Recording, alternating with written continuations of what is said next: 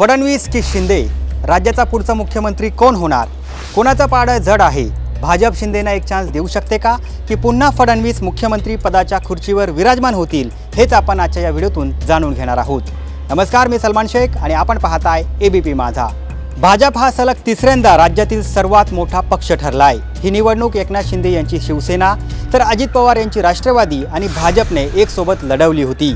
या तिन्ही पक्षांनी जागा वाटपादरम्यान मुख्यमंत्री पदाच्या उमेदवारीबद्दल ठोस काही निर्णय घेतला नव्हता। मात्र या निवडणुकीमध्ये भाजप हा सर्वात मोठा पक्ष ठरलाय, त्यामुळे मुख्यमंत्रीपद याच पक्षाकडे जाण्याची दाट शक्यता आहे। तर दुसरीकडे निकाल लागल्यानंतर भाजपच्याच वाट्याला मुख्यमंत्रीपद यावं अशी इच्छाही भाजप नेत्यांनी व्यक्त केली आहे। महायुतीमध्ये जागा वाटपाच्या चर्चेदरम्यान मुख्यमंत्री पदावर चर्चा झाली नव्हती, त्यामुळे पुढचा मुख्यमंत्री कोण होणार हा प्रश्न अद्याप कायम आहे।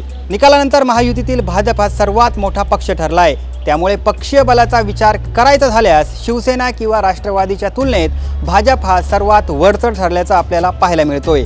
विशेष म्हणजे निकाल लागल्यानंतर भाजपाने मुख्यमंत्री पदावर दावा करण्यास सुरुवात केली आहे। लाखो कार्यकर्त्यांची इच्छा आहे की आमच्या नेते देवेंद्रजी फडणवीस यांनी मुख्यमंत्री पदावर विराजमान व्हावं। तर फडणवीसांना विरोध करणारा कोणताही चेहरा सध्या तरी भाजपमध्ये नाही, त्यामुळे मुख्यमंत्री पदाची माळ हे भाजपच्या गळ्यात पडण्याची दाट शक्यता आहे। तर तिकडे मुख्यमंत्री पदासाठी एकनाथ शिंदे हे देखील इच्छुक आहेत।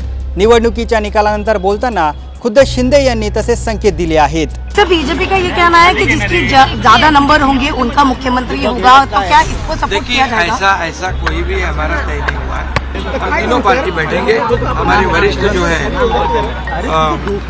प्रधानमंत्री जी है, अमित भाई है, नड्डा जी है, और सब हमारे जो तीनों पार्टी के प्रमुख लोग हैं, हम बैठेंगे और उसके ऊपर जैसे हम चुनाव लड़े साथ में एकजुट होकर, वैसे ही उसके ऊपर भी फैसला है। तर दुसरीकडे शिंदे यांच्या शिवसेनेचे नेते भाजपा युती धर्म पाळेल अशी अपेक्षा व्यक्त करत मुख्यमंत्रीपद शिवसेनेलाच मिळेल अशी अपेक्षा व्यक्त करताना दिसत आहे।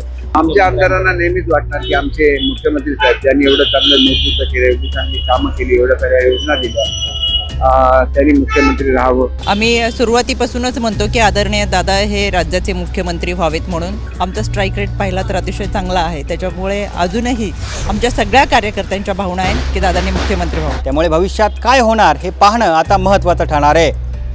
महाराष्ट्राचा पुढचा मुख्यमंत्री कोण होईल, तुम्हाला काय वाटतं आम्हाला कमेंट करून नक्की कळवा आणि जास्तीत जास्त लोकांपर्यंत हा व्हिडिओ शेअर करा आणि पाहत रहा एबीपी माझा। एबीपी माझा, उघडा डोळे बघा नीट।